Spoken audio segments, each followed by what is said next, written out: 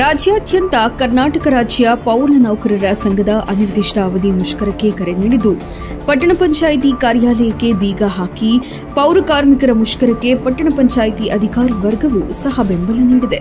ಸಂವಿಧಾನ ಶಿಲ್ಪಿ ಡಾ ಬಿಆರ್ ಅಂಬೇಡ್ಕರ್ ಭಾವಚಿತ್ರಕ್ಕೆ ಪೂಜೆ ಸಲ್ಲಿಸಿದ ಬಳಿಕ ಮುಷ್ಕರ ಆರಂಭ ಮಾಡಿದ್ದು, ಪೌರ ಕಾರ್ಮಿಕರ ಈ ನಡೆಗೆ ಸಾರ್ವಜನಿಕರು ಕೂಡ ಸಾಥ್ ನೀಡಿದ್ದಾರೆ. ರಾಜ್ಯಾಧ್ಯಕ್ಷ ಪ್ರಭಾಕರ್ ಖರಿಗೆ ಅನಿರ್ದಿಷ್ಟಾವಧಿ ಮುಷ್ಕರವನ್ನು ಕಾರ್ಮಿಕರು ಪ್ರಾರಂಭಿಸಿದ್ದಾರೆ. ಕಸ ಸಂಗ್ರಹ, ವಿಲೇವಾರಿ, ಸ್ವಚ್ಛತೆ, ನೀರು ಪೂರೈಕೆ, ಒಳಚರಂಡಿ ನಿರ್ವಹಣೆ ಇಂದಿನಿಂದ ಸ್ಥಗಿತಗೊಳ್ಳುವ ಆತಂಕ ವ್ಯಕ್ತವಾಗಿದೆ. ನಾವು ಎಲ್ಲ ಇಡೀ ಕರ್ನಾಟಕ ರಾಜ್ಯದಲ್ಲಿ ಪ್ರತಿಯೊಂದು ಮೂಲೆಗೂ ನಮ್ಮ ತಾಲೂಕು, ಜಿಲ್ಲೆ ಹಂಗಾಗಿ ಎಲ್ಲ ನಾವು ಮುಷ್ಕರ ಹಮ್ಮಿಕೊಂಡಿದ್ದೀವಿ.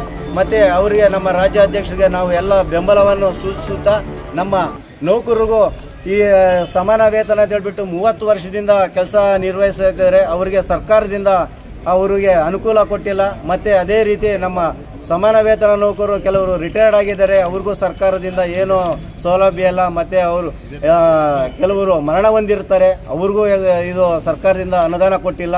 ಮತ್ತು ಎಲ್ಲ ನಮ್ಮ ನೌಕರರು ಡ್ರೈವರ್ಸು ಆಗಲಿ, ಕ್ಲೀನರ್ಸ್ ಆಗಲಿ, ಲೋಡರ್ಸ್ ಆಗಲಿ, ಆಟೋ ಡ್ರೈವರ್ಸ್ ಆಗಲಿ, ಚಾಲಕರೇ ಆಗಲಿ ಇಲ್ಲೇವರೆಗೂ 15 ವರ್ಷದಿಂದ ಸತತವಾಗಿ ಕೆಲಸ ನಿರ್ವಹಿಸ್ತಾ ಇದ್ದಾರೆ.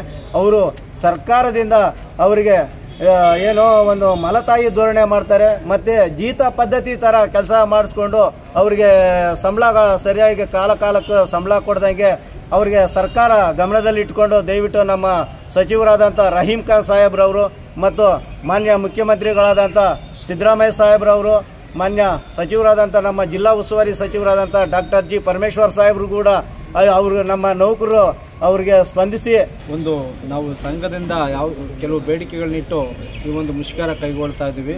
ಮೊದಲನೇದಾಗಿ ರಾಜ್ಯದ ಎಲ್ಲ ನಗರ ಸ್ಥಳೀಯ ಸಂಸ್ಥೆಗಳಲ್ಲಿ ರಾಜ್ಯ ಸರ್ಕಾರಿ ನೌಕರರುಗಳು ಆಗಬೇಕು ಅಂತ ಹೇಳ್ಬಿಟ್ಟು ನಮ್ಮ ಪೌರ ಸೇವಾ ಸಂಸ್ಥೆಯನ್ನು ನಾವು ರಾಜ್ಯ ಸರ್ಕಾರಿ ನೌಕರರುಗಳನ್ನ ಪರಿಗಣಿಸಬೇಕು ಅಂತ ಹೇಳ್ಬಿಟ್ಟು, ಮತ್ತು KJD ಮತ್ತು ಎಲ್ಲ ಜ್ಯೋತಿ ಸಂಜೀವಿನಿ ಅಂತ ಆರೋಗ್ಯ ಸಂಜೀವಿನಿ ಕೊಡಬೇಕು, ಮತ್ತು ನಮ್ಮನ್ನು ಸರ್ಕಾರಿ ನೌಕರರಿಂದ ಎಂದು ಗುರುತಿಸಬೇಕು ಅಂತ ಹೇಳ್ಬಿಟ್ಟು ಆ ಒಂದು ಬೇಡಿಕೆ ಇಟ್ಟಿದ್ದೀವಿ.